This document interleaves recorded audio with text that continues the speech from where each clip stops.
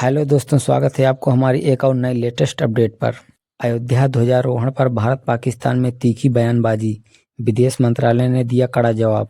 Hello दोस्तों, अयोध्या के श्री राम मंदिर के शिखर पर प्रधानमंत्री नरेंद्र मोदी द्वारा मंगलवार को धर्म ध्वजा फहराने के बाद भारत और पाकिस्तान के बीच ने इस घटना पर कड़ी आपत्ति जताई और इसे भारत में धार्मिक अल्पसंख्यकों विशेषकर मुसलमानों के खिलाफ बढ़ते दमन का हिस्सा बताया।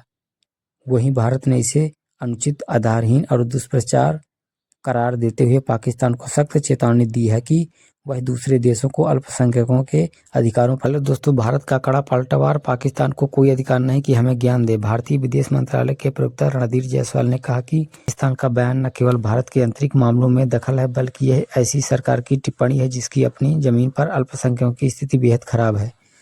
उन्होंने कहा, पाकिस्तान में दशकों से अल्पसंख्यकों पर अत्याचार हो रहे हैं।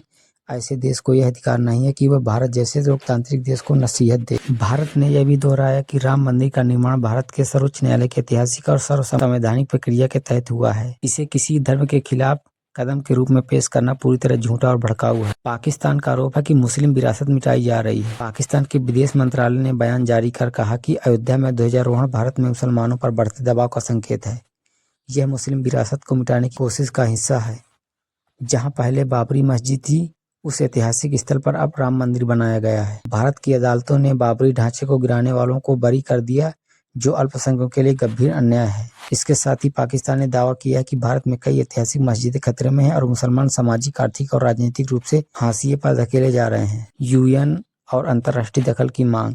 पाकिस्तान ने संयुक्त राष्ट्र महासचिव और अंतर्राष्ट्रीय मानवाधिकार संगठनों से अपील की कि वे भारत में मुसलमानों की सुरक्षा, धार्मिक स्थलों की रक्षा और कथित इस्लामोफोबिया तुरंत दखल दे। यह पहला मौका नहीं है कि जब पाकिस्तान ने राम मंदिर मुद्दे पर अंतर्राष्ट्रीय प्लेटफॉर्म का सहारा लिया है। 2024 की प्राण प्रतिष्ठा पर भी पाकिस्तान ने किया था विरोध। 22 जनवरी 2024 को हुए राम मंदिर प्राण प्रतिष्ठा समारोह की पाकिस्तान ने खुलकर निंदा की थी। तब पाकिस्तान ने कहा था कि यह मंदिर ध्वस्त बाबरी मस्जिद की जगह बनाया गया है और यह भारतीय लोकतंत्र के माथे पर कलंक है, बढ़ती हिंदुत्व विचारधारा और क्षेत्रीय शांति के लिए खतरा है। पाकिस्तान ने उस समय भी इसे मुस्लिम समुदाय को दरकिनार करने की साजिश बताया था। और राम मंदिर में ध्वजारोहण ऐतिहासिक क्षण।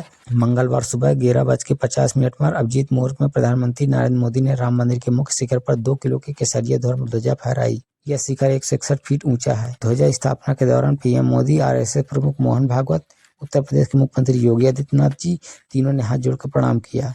यह कार्यक्रम मंदिर निर्माण के महत्वपूर्ण धार्मिक चरण का प्रतीक माना गया। हालांकि दोस्तों, भारत ने कहा कि पाकिस्तान के पहले अपने घर की स्थिति ठीक करनी चाहिए। अंतर्राष्ट्रीय रिपोर्टों के अनुसार 2025 की पहली छमाही में पाकिस्तान में हिंदू, सिख और ईसाई अल्पसंख्यकों पर हमला बढ़े। हेलो दोस्तों, मंदिर पर राजनीतिक, धर्म और कूटनीति का नया अध्याय।